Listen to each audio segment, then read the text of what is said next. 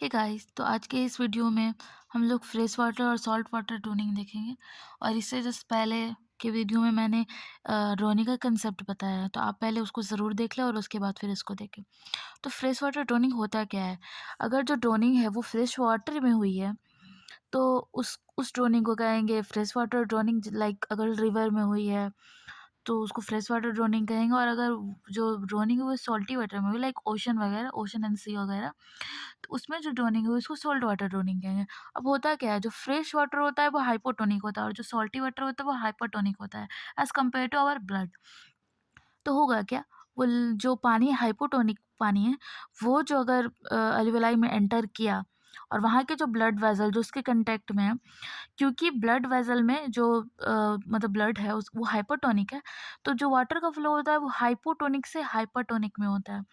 तो वाटर जो है एल्वेलाई से ब्लड वेसल में आएगा। और ठीक इस केस में क्या होता है कि हमारा जो ब्लड होता है और मतलब जो पानी एंटर किया वो हाइपरटोनिक होता है ब्लड के कंपैरिजन में। तो जो वाटर का फ्लो होगा फ्रॉम ब्लड वेसल टू अल्वेलाई होगा। अब इन दोनों में क्या-क्या होता है वो देख लेते हैं। तो क्योंकि इस केस में जो वाटर है वो अल्वेलाई से ब्लड में आ रहा है, तो ब्लड का क्या होगा, डाइल्यूशन होगा। उसको क्या बोलते हैं हम लोग, हेमोडाइल्यूशन बोलते हैं। अब वो जो वाटर एंटर किया है वो आरबीसी में भी जाएगा, आरबीसी का स्वेलिंग होगा और एक टॉलरेंस लेवल के अगर अबव स्वेलिंग होगा तो आरबीसी रप्चर कर जाएगा। आरबीसी में पोटेशियम होता है, पोटेशियम का रिलीज़ होगा और फिर हाइपरकैलेमिया होगा। और क्योंकि ब्लड में वाटर एंटर कर रहा है तो ब्लड का वॉल्यूम बढ़ जाएगा तो हाइपर वॉल्यूमिया होगा। कार्डियक हमारा जो हार्ट है वो उस ब्लड को उतने अच्छे से पंप नहीं कर पाएगा, मतलब ओवरलोड हो जाएगा, उसमें बहुत ज़्यादा वर्क हो जाएगा तो कार्डियक ओवरलोड होगा। और इन दोनों कारण की वजह से, कार्डियक ओवरलोड होने की वजह से और हाइपर कैलेमिया होने की वजह से जो है वो ये वेंट्रिकुलर फिब्रिलेशन होगा। इस केस में क्या होता है कि क्योंकि मतलब सॉल्टी वाटर ड्रोनिंग में क्या होता है, क्योंकि वाटर जो है, वाटर का जो फ्लो है वो ब्लड वेसल से अल्वेलाई की तरफ हो रहा है, तो हमारा जो भी पानी है वो लंग्स में जा रहा है। ठीक है, तो ब्लड में मतलब ब्लड का वॉल्यूम कम हो रहा है, उसको हीमो कंसंट्रेशन बोलेंगे।